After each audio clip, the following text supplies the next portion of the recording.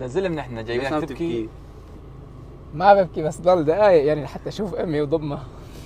يلا يلا هانت. قديش صار لك ما اجتمعت مع عيلتك؟ صار لي حوالي 6 سنين. يعني اجمل ايام حياتك هاي الفتره محروم من حرمت من اهلي ومن العالم يلي كنت معهم، يعني كنت ما احلم اني اوصل لهم. بتحلم انك توصل لهم؟ إيه حلم اني ارجع على بلدي وشوف اهلي وشوف امي وشوف اخواتي، حلم كنت احلم.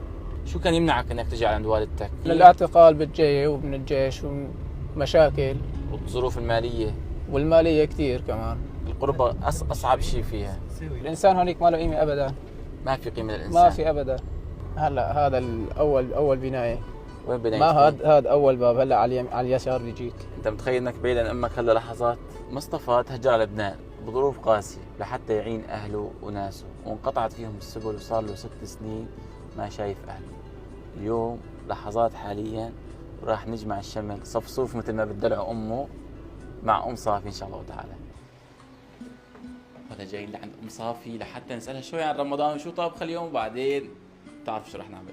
والله يا شباب نحن عم نحاول كل هاي الامور لحتى نضيع شوي عن صدمه اللقاء، لانه يعني ما بدنا نخسر حدا. السلام عليكم يا امي، كيفك؟ شلون امورك؟ الله يطول لي بعمرك يا رب. نحن عاملين برنامج لزيارتكم، عم نطمن على وضعكم برمضان وعم نربحكم ان شاء الله تعالى.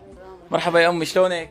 اهلا وسهلا يا هلا. شلون الصحة؟ الحمد لله نشكر الله. شايفتينا من قبل ما شايفتينا؟ لا والله ما بعرف. ما حصل الشرف مو؟ لا والله. شلون تقولي بدي اخليك بدي نتعرف؟ اللمة الكبيرة تبع العيلة قديش صار لما انجمعتوا بهالبيت؟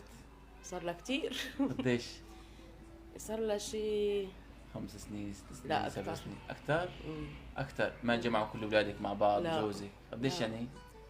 شيء 7 أو 8 سنين. دمعتي لما ايه شو بكاك؟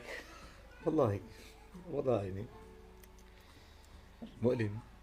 أنا سبحان الله هلا بنت حماية بأفريقيا وابن حماية بلبنان، شبيب بلبنان. شو اسمه؟ مصطفى. مصطفى بلبنان؟ مان. ايش ما بتجيبي لعندك؟ شايف الظروف، وصار هو بعمر عسكرية جايته صعبة كثير يعني. يعني ممكن ياخذوه على الحاجز على العسكرية. ايه بس لو كان هو مش جنبك كان ساعدك كان أكيد. جنبك.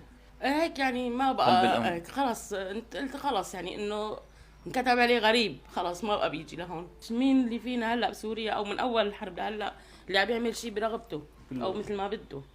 كلاتنا مجبورين على امر الواقع اللي نحن فيه. شو امنيتك برمضان؟ انت شو حابه يكون عندك برمضان؟ امنيتي برمضان اي يرجع كل غايب لاهله، رجالك مصطفى.